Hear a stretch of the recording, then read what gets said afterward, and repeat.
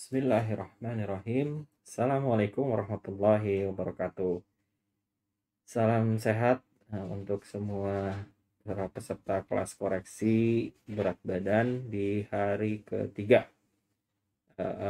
Hari ini saya akan memberikan menu untuk hari keempat ya, tapi tonton dulu videonya sampai habis, di like. Nanti setelah itu mohon di grup disampaikan testimoninya, kritik, saran, cacian, makian, semua lah pokoknya tentang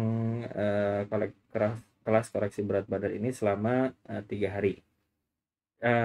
Untuk video hari ini saya akan memaparkan jawaban mengenai pertanyaan-pertanyaan yang teman-teman sampaikan kemarin di grup WhatsApp, sambil mungkin yang lain juga ada yang bertanya seperti ini gitu. Jadi nanti sekalian saya jawab, sekalian menambah ilmu kita semua. Mudah-mudahan bermanfaat. Oke, pertanyaan yang pertama adalah, Dok, pagi ini saya nimbang dari berat badan 80 waktu itu. Sekarang berat badan saya 75 kg, tingkat perutnya 111 mm. Wajar nggak dok turunnya drastis gitu? Apa karena lagi menyusui juga ya jadi cepat? Ini pertanyaannya. Oke, jadi ini hari kemarin berarti hari ketiga ya, hari ketiga dijalani. Oh berarti ya hari ketiga kalau nggak salah. Berat badan sudah turun 5 kilo. Memang di diet ini penurunan berat badan awal itu bisa sangat signifikan, bisa 3-8 kilo dalam seminggu. Tapi nanti setelah badan berubah situasinya dan mulai beradaptasi, nanti penurunan berat badannya tidak akan seprogresif itu. Mungkin hanya 10 hari 1 kilo, 10 hari 1 kilo, mungkin hanya begitu. Kecuali memang kalau ibu mempunyai kekuatan, ibu atau teman-teman punya kekuatan yang besar untuk menurunkan berat badan dan mempunyai stamina yang kuat. Biasanya bisa menurunkan berat badan 3 kilo dalam 10 hari dengan olahraga dan diet yang dijalani. Sementara sekarang saya belum memberi olahraga karena hal ini. Dengan diet saja bisa turun sampai secepat itu, apalagi ditambah dengan olahraga. Saya menganggap dalam kelas ini belum ada yang terbiasa olahraga. Makanya sepekan ini saya akan hanya kasih menu, nanti olahraganya menyusul ya. Jadi untuk turun 5-8 kilo dalam sepekan sekarang itu wajar, sangat-sangat wajar. Memang kondisinya akan seperti itu.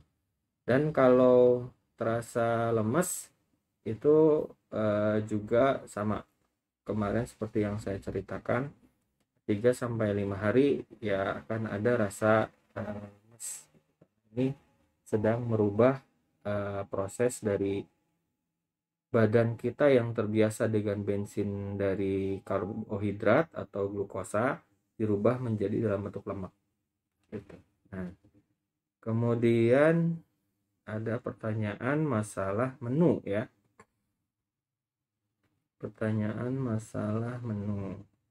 Jadi kemarin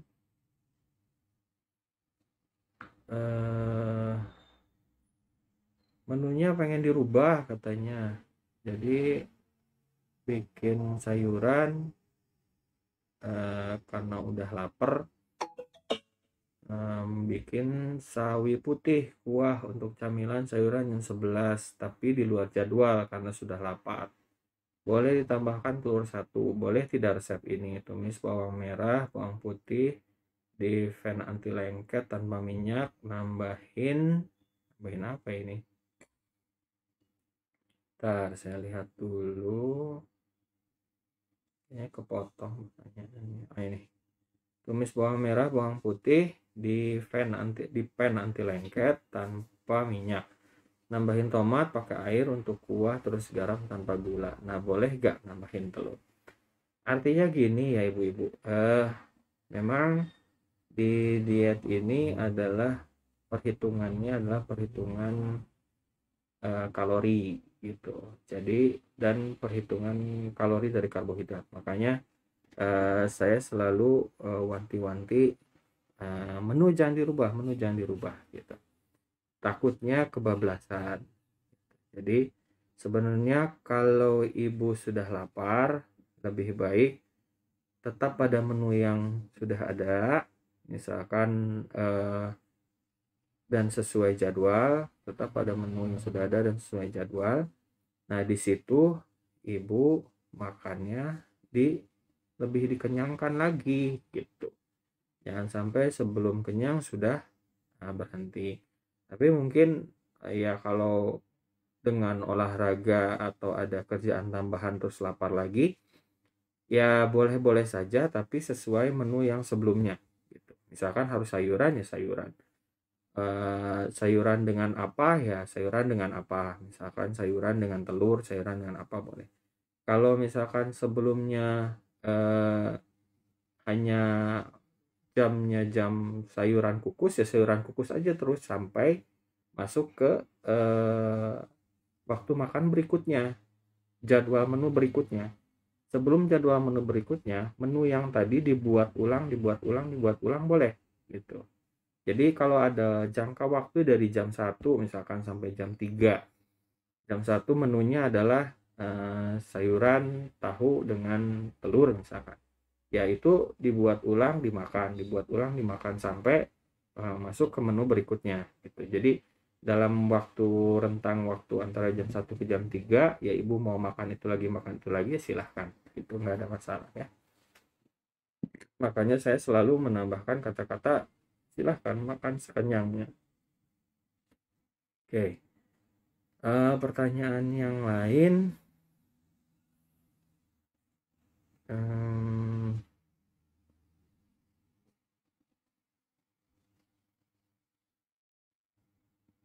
Jadi ada yang di hari ini kemarin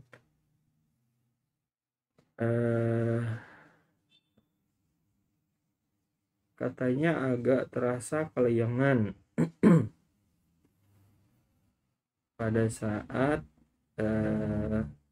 siang hari. Jadi waktu bangun tidur sih nggak ada masalah, tapi pas mulai siang makin kelayangan karena mungkin ada aktivitas ya semakin siang. Nah, hal ini masih dibilang wajar juga. Ya, kalau ibu terasa seperti itu bisa makan menu yang sebelumnya atau istirahat saja juga cukup. Minum air putih hangat ataupun dingin boleh gitu untuk mengembalikan metabolismenya. Tapi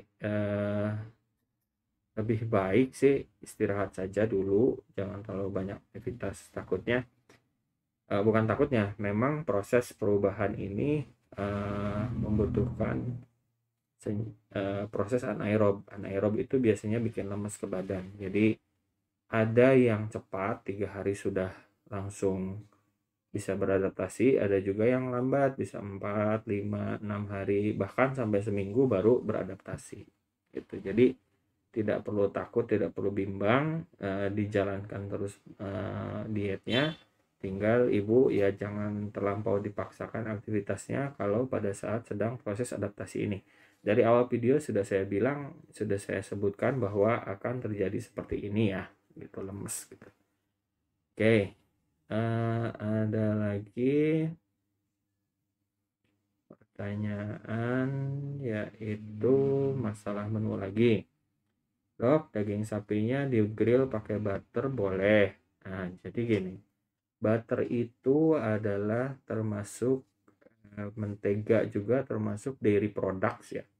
Dairy products itu asalnya dari susu, berarti dari susu sapi. Dari susu sapi dia dirubah menjadi whipped cream, jadi heavy cream. Nah, dari heavy cream dikocok terus dengan kecepatan tinggi selama 8 menit biasanya, itu dia akan berubah jadi butter gitu. Nah, jadi sebenarnya ini adalah dari produk. Dari produk itu mengandung kalori. Kalorinya lumayan tinggi, dan kalau di grill dengan daging sapi pasti dari produknya ini masuk ke dalam daging sapi. Dan memang enak. Butter itu sangat-sangat enak, membuat daging sapi menjadi jauh lebih enak gitu. Nah, makanya saya lebih saran daging sapi itu di grillnya dengan olive oil atau minyak wijen. Dua itu saja ya. Karena dua minyak ini mengandung antioksidan tinggi dan bukan termasuk minyak jenuh ya. Mereka minyak tak jenuh gitu ya. Jadi usahakan memasak dengan sesuatu yang artinya membantu kesehatan kita gitu. Atau lebih bagus lagi begini, ibu grill aja biasa tanpa apapun di grill, artinya si daging itu hanya dimarinasi saja, setelah itu di grill langsung tanpa pakai minyak apapun, tanpa pakai mentega, tanpa pakai butter, grill saja langsung.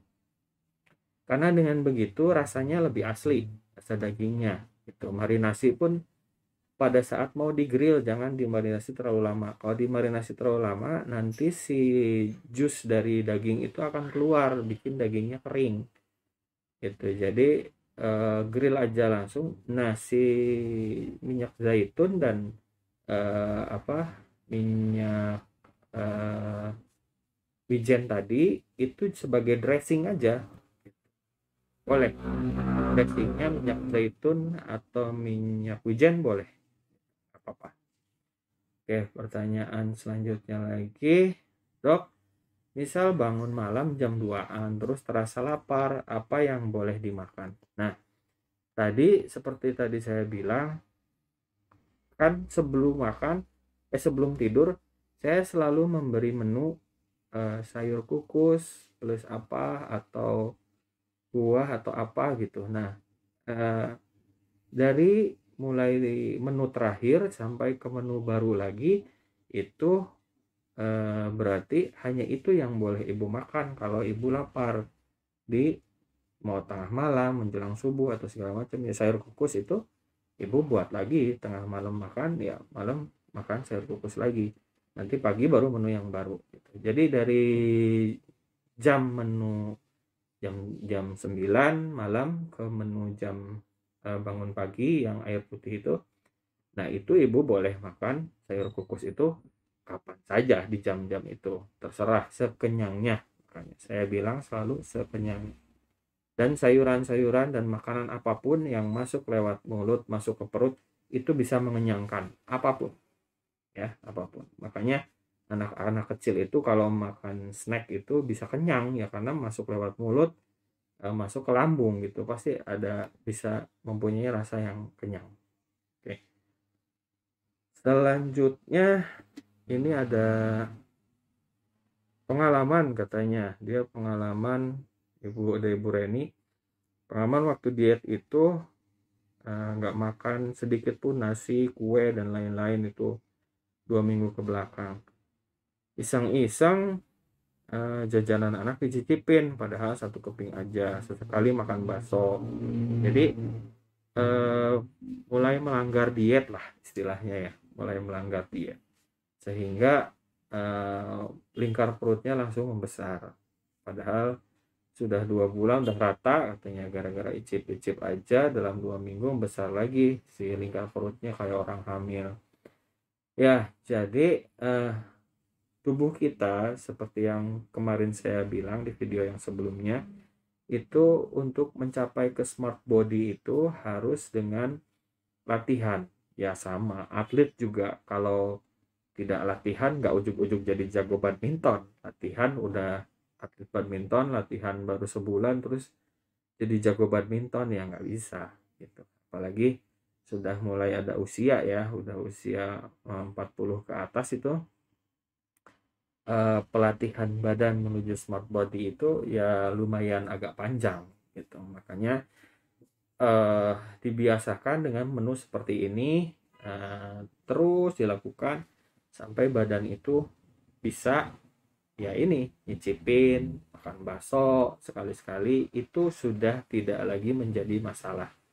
Itu badan itu sudah bisa memilih sendiri bahwa oh ini yang butuh, oh ini nggak butuh, oh ini ya boleh masuk lah tapi saya nggak akan serap kamu terlalu banyak karbohidratnya gitu, atau oh iya kebutuhan kita besar jadi karbohidratnya kamu saya serap gitu ya. Jadi lebih bisa memilih badannya. Cuman tidak bisa hanya dalam waktu 2 bulan ke belakang, 3 bulan ke belakang ibu sudah diet bagus, terus 2 minggu berantakan lagi, ya berantakan karena penjaganya belum ada. Oke. Selanjutnya masih pertanyaan makanan, penggunaan kecap, santan atau fiber cream boleh atau enggak. Oke, jadi semua bumbu dapur itu boleh, semua bumbu dapur. Yang dairy products itu diatur penggunaannya. Lebih baik dairy products itu nanti akan saya menukan tersendiri ya, tapi tidak sekarang. Dairy products tidak bisa masuk dalam kondisi sekarang. Fiber cream itu termasuk ke dairy products walaupun sebutannya fiber ya, krim dari fiber atau dari apalah gitu. Saya kurang paham. Produknya sih ada, saya pernah lihat di Alfamidi kalau nggak salah, fiber cream. Tapi kalau dilihat sih komposisinya masih mirip-mirip lah. Jadi lebih baik dihindari dulu ya Bu ya. Oke. Selanjutnya, oh ya, oke. Berarti pertanyaan yang kemarin ya yang tadi sudah saya coba paparkan, sudah saya jawab. Memang kedisiplinan di sini nomor 1 ya Bu ya. Timbangan harus punya, mengukur lingkar perut juga harus punya, biar kita bisa mengetahui perkembangan dari hari ke hari, dari minggu ke minggu, dari bulan ke bulan gitu. Jadi hari ini saya mohon testinya. Jangan lupa video ini di like. Terus kemungkinan ada beberapa teman-teman yang left group karena tidak bisa fokus, atau ada yang salah masuk grup kemarin, harusnya di hipertensi dan masuk kelas koreksi berat badan, akhirnya menunya nggak masuk, nggak pas buat beliau gitu, jadinya harus left. Jadi kalau ada kuota kosong begini, boleh ibu ajak teman-temannya masuk ke kelas koreksi berat badan ini, biar dia mengikuti, nggak apa-apa dari tengah, nggak ada masalah. Nanti pun setelah 7 hari menunya akan diulang lagi gitu, menu akan diulang lagi sambil disempurnakan ya. Kita nanti akan lebih, menu itu akan lebih individualistis lagi gitu. Sudah tidak ada lagi yang sama persis gitu, atau sedikit berbeda, itu nggak akan ada. Nanti pasti sudah bisa mengolah sendiri, oh harus begini, oh harus begitu.